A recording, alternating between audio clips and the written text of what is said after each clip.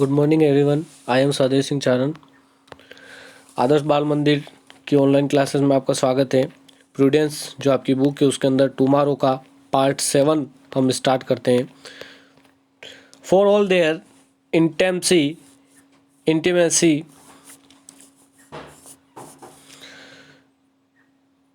with had lasted some year now. They had never talked without a fence of a railing between them.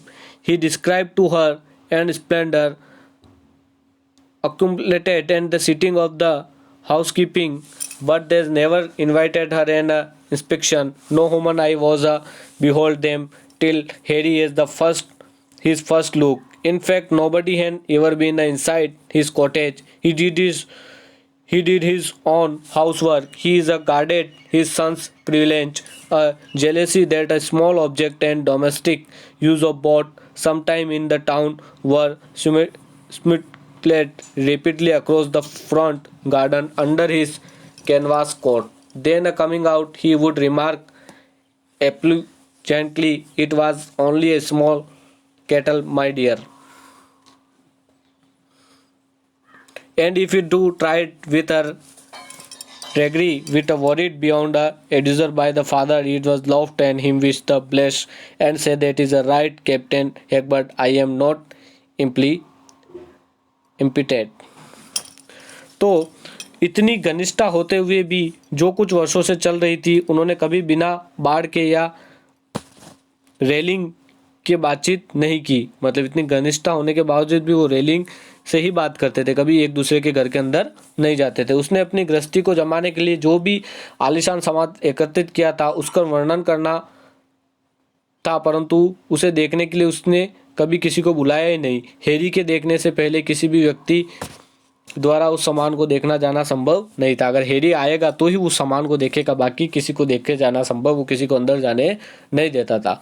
वास्तव में कोई भी व्यक्ति कभी उसकी झोपड़ी में नहीं आया था। वह अपना घर का काम स्वयं किया करता था। वो अपने बेटे के इस अधिकार को इस तरह जेलेसी निष्ठापूर्वक रक्षा करता था कि छोटी छोटी घर के काम में आने वाली चीज़ें जो वो खरीदता था, कभी शहर से तेज़ी से उन्हें कोट के नीचे छिपा कर लाता था, कभी बगीचे से छिपा कर लाता था, फिर बाहर आकर क्षमा याचना से कहता वो बस एक छोटी सी केतली थी मेरी बच्ची, ये सब ऐसी को वो कहता था। और यदि वो अपने कठोर उबाऊ कार्य को इतना ज़्यादा थकी हुई नहीं होती या अपने पिताजी के बारे में सहनशीलता चिंताओं थकी नहीं होती तो उसके और तो वह उसकी और गालों पर लालिमा से हंसती और कहती सब ठीक है मिस्टर कैप्टन एग्बर्ट, मैं अधीर नहीं हूँ। वो भी उससे मजाक कर लेती अगर थकी हुई नहीं होती तो। Well my dear, you have not long wait now, he would answer with a sudden bashfulness. He is looking uneasily as the thought had a suspect that there was something wrong somewhere. Even Monday she paid him his rent over the railing.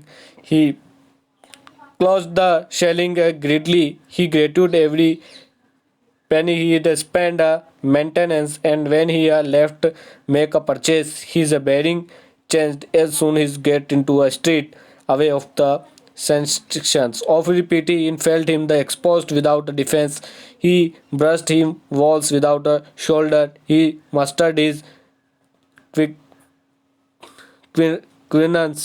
He is a people, yet by them his children had left out a calling after him. The tendon man served with the without a word, the slight eluding the clothing and his the power to puzzle by frightened, especially as if sometime utterly unwanted and incomprehensible.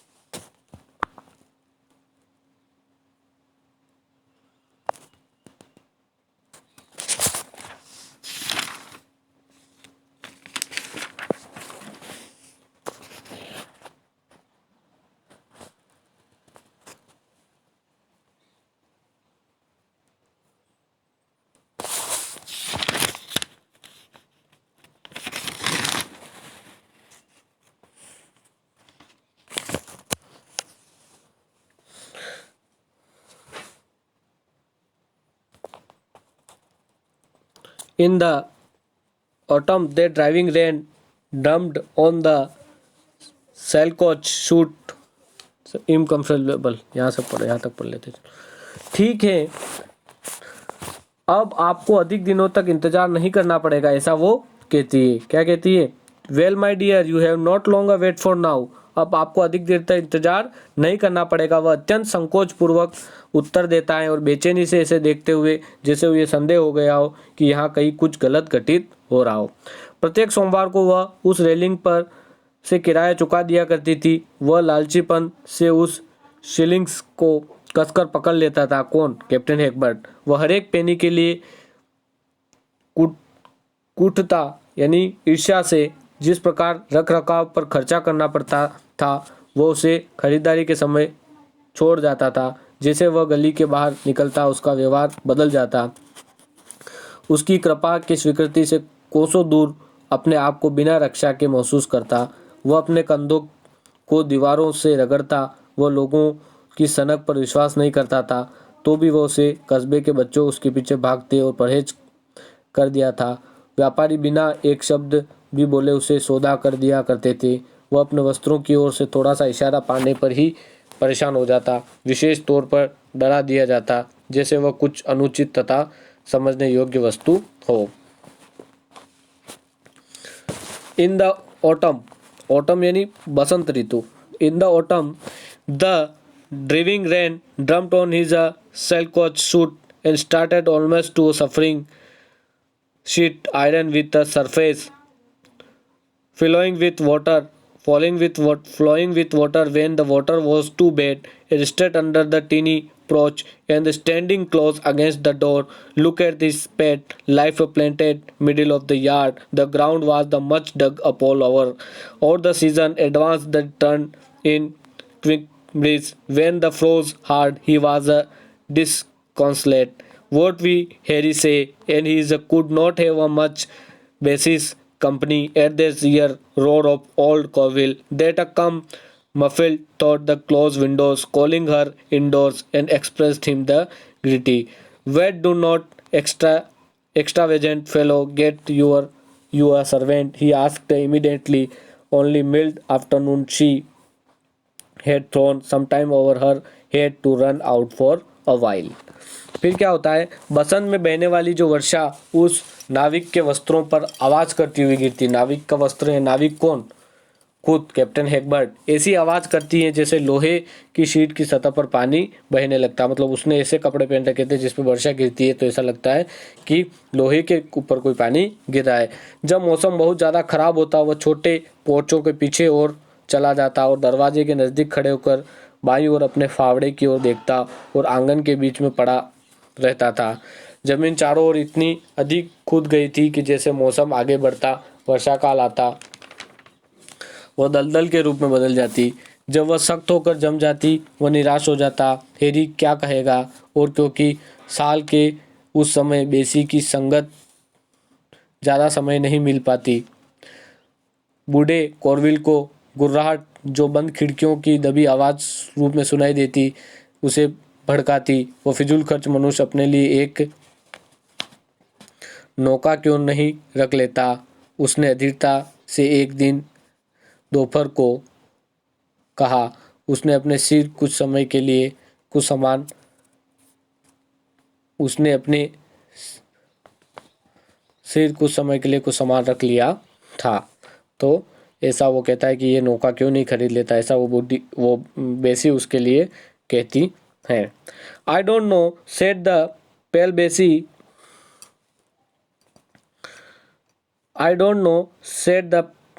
बेसी wearily staying away with her little grey and unexpected glance. There was always smudgy shadows under her eyes and did not seem able to change her life.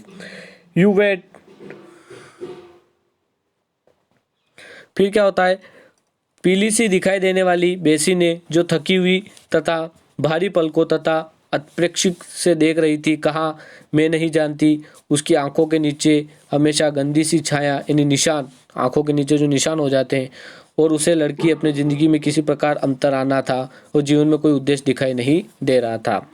फिर क्या होता है, you wait to married my dear set her only friends drawing closer to the fence Harry will get you once. आप अपनी शादी तक इंतजार कीजिए मेरी बच्ची, उसने एकमात्र मित्र ने बाढ़ के नज़दीक आते हुए कहा। हैरी तुम्हारे लिए एक नौकर ला देगा। ऐसा कह रहा है कि मेरा बेटा तुम्हारे लिए एक नौकर ला देगा, तुम इंतजार करना। His hopeful grace seemed to mock her own word of hope with so bitter an absence that in her nervous irritation she could have screamed at him outright, but she only said in self-mockery of speaking him the thought is been said, why Captain Egbert, your son may not even want to like to at me.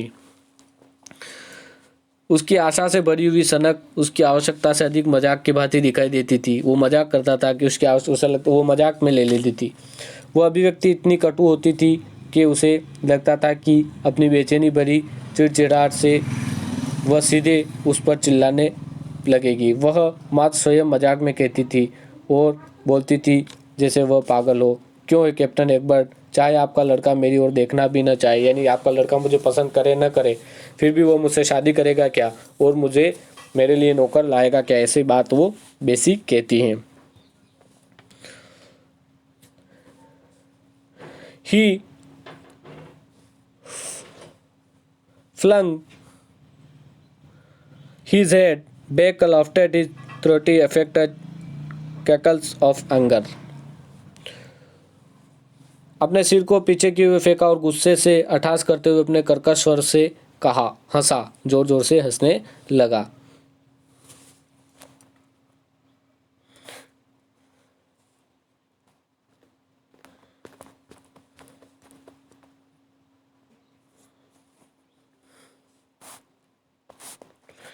फिर क्या होता है आगे, What, that boy not want to look at the only a sensible girl for miles around? What do you think I am here for, my dear, my dear, my dear?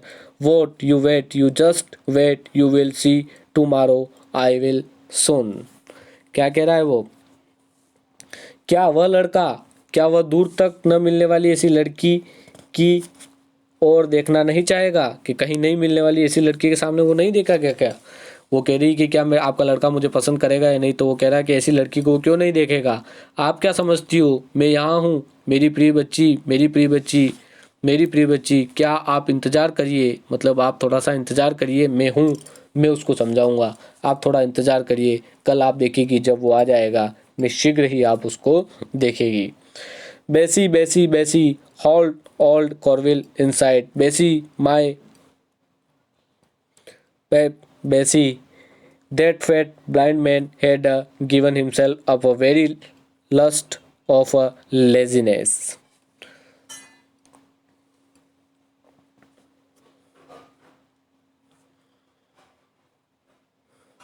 He would not lift his hand to reach for things. She took care leave at the his very elbow. He would not move a lime. He would not rise from chair. He would not put on foot before another in the parlour. Without calling her, he sighed, hanging all the atrocious weight of the shoulders. He would not eat one single mouthful food without her close attendance. He had made himself helpless beyond affection. So anxious he better she stood still for a moment, sitting her teeth in the dusk, then turned and walked slowly indoors. बेसी बेसी ऐसी आवाज़ आती है, बूढ़ा कॉर्विल अंदर से घुर्राता है। बेसी मेरा सिगार कहाँ है? उसे मोटे अंधे आदमी ने अपने आप को बहुत ही आलसी बना लिया था। वह कोहनी के पास लकड़ी द्वारा ध्यान से रखी गई उसकी चीज़ों को उठाने के लिए भी अपना हाथ नहीं उठाता था।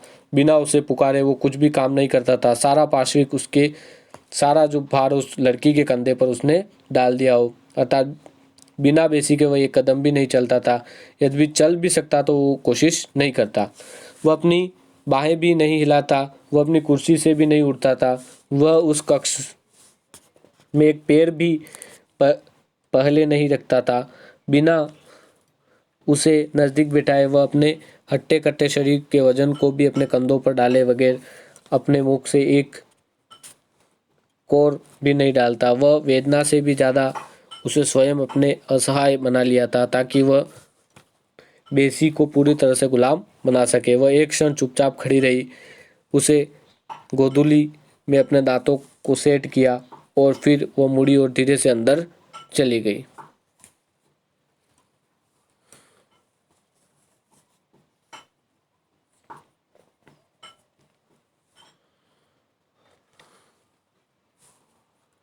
Captain Egbert went back his spade, then shooting in a Corwell's cottage, stopped, and after a while the window's parlour downstairs was lit up. A man coming from he and the street with a firm leisurely step and passed on. The bird seemed to have the coach sight Captain Egbert because it turned back piece of two. He called white light and lingered the western sky. The man is land over the gate in the straight manner.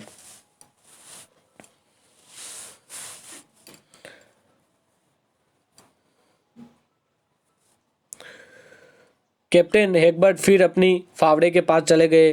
कॉर्विल की झोपड़ी में से आने वाली आवाज़ बंद हो गई और थोड़ी देर नीचे बैठक की खिड़की प्रकाशित हो गई। एक मनुष्य उसी गलीज के अंतरिम छोर से सुस्ती से पैर पटकता हुआ वहाँ से गुजरा, लेकिन ऐसा लगा कि कैप्टन हेगबर्ट की नज़रों से उसको देख लिया हो, क्योंकि वह एक या दो कदम पीछे की ओर हटा था, थोड़ा सा पीछे आया था। एक शीतल श्वेत प्रकाश काफ़ी देर तक पश्चिम आकाश में रहा। वह आदमी एक रुचिपूर्ण तरीके से उस गेट पर झुका, वहाँ नीचे झुका। You must captain Egbert he said with easy assurance, मतलब उसने कहा आसानी से विश्वास के साथ, उसने कहा आप कैप्टन हेगबर्ट ही लगते हैं, ऐसा उसने आदमी ने उससे कहा। The old man spun round up, pulling out his spade.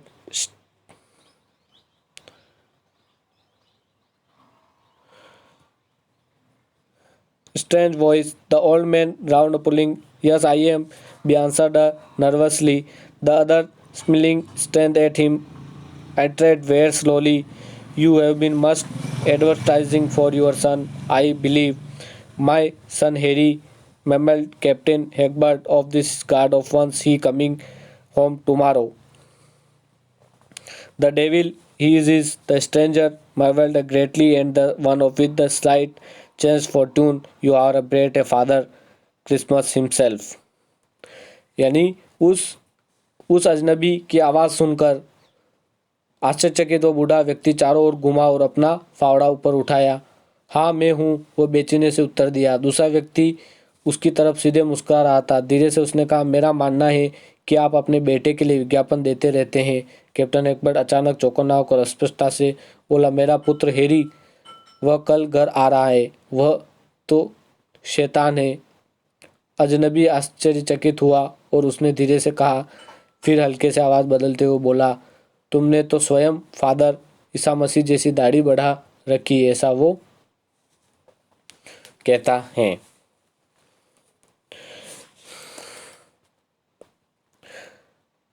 Captain Egbert drew a little nearer and leaned forward over his spade. Go your way, he said recently, timidly and same time, because he was always afraid of being laughed at. Every mental state, every madness has a equal brim based upon a self-esteem, disturbedness, causes unhappiness, and Captain Egbert lived amongst a scheme of settled notions which the painted him the feel disturbed by the peoples amongst the scheme of the settled disturbed by peoples, and yes, people grains were awful. They hinted and sometimes wrong, but what he could not tell, and the stranger was the obviously grinning head come purpose to gain. It is enough to straight, but he had never before been outraged like this. The stranger unaware how near having the spade and said seriously, I am not transferring where I stand, am I? I fancy there's something wrong about your news. Suppose you let me come in. You come in, murmured out of Egbert with the expansion honor. I could give some more information about your son, the very latest tip if you care to hear. यानी दूसरा व्यक्ति उसकी तरफ मुस्कुराता धीरे से कहा, मेरा मानना है कि आपने खुद ने स्वयं। कैप्टन एग्बर्ट थोड़ा सा नज़दीक आ गया और उसने अपने पावड़े पर टिक गया। उसने स्वयं क्रोधित होते हुए पूजे मन से कहा, अपने रास्ते जाओ, क्योंकि उसे हमेशा हंसने वाले पर गुस्सा आता था। प्रत्येक प्रकार की मानसिक अवस्था, यहाँ तक पागलपन भी अपने आत्मसम्मान के लिए संतुलन की अवस्था में आ जाता था। इसमें अड़चन आने की प्रसन्नता होती। कैप्टन जो एग्बर्ट ऐसे निर्धारित विचारों वाली व्यवस्था में वो लोगों के हंसी की बेचैनी महसूस करते थे। लोगों का दांत दिखाना भयानक लगता था। वे कुछ गलत चीज की ओर इशारा करते, लेकिन क्या वह नहीं बता सकता था। वह अजनबी स्पष्ट रूप से दांत दिखा रहा था। वो उद्देश्यपूर्वक दांत दिखाने आया था। गलतियों को इस तरह से दृश्य बहुत बुरा लगता था, परंतु वो अपने ही इतना क्रोधित नहीं हुआ जितना कि आज। मतलब ज़्यादा क्रोधित हो गया था कैप्टन एग्बर्ट उसके हंसने पर। वह अजनबी वो जो स्ट्रेंजर वहाँ जो आया था वो नहीं जानता था कि किसी भी क्षण उसके सिर पर फावड़े से प्रहार किया जा सकता है, क्योंकि वो इतना सनकी आदमी था। उसे गंभीरता से कहा, जहाँ मैं खड़ा हूँ वहाँ से किसी स्थान में बिना अनुमति प्रवेश नहीं कर रहा हूँ, अर्थात मैं अमर्यादित नहीं हूँ। क्या मैं हूँ? मुझे लगता है तुम्हारे समाचारों में कहीं कोई गलती है। क्या आप मुझे अंदर आने देंगे? हाँ आइए। बूढ़ा एग्बर्ट अपने मन को अव्यक्त भय से बड़बड़ाया। यदि आप सुनना चाहते हो तो मैं आपके बेटे के बारे में कुछ सही जानकारी दे सकता हूँ। सबसे नवीनतम सूचना मैं आपको दे सकता हूँ। अगर आप सुनना चाहते हो तो आपके बेटे के बारे में मैं कुछ कहना चाहता हूँ। और वो वही सुनना चाहता है। तो आगे के पार्ट में हम देखेंगे कि वो कैप्टन एग्बर्ट को अपने बेटे के बारे में क्या जानकारी देता है। उससे हम आगे बढ़ेंगे। तब तक के लिए गुड बाय।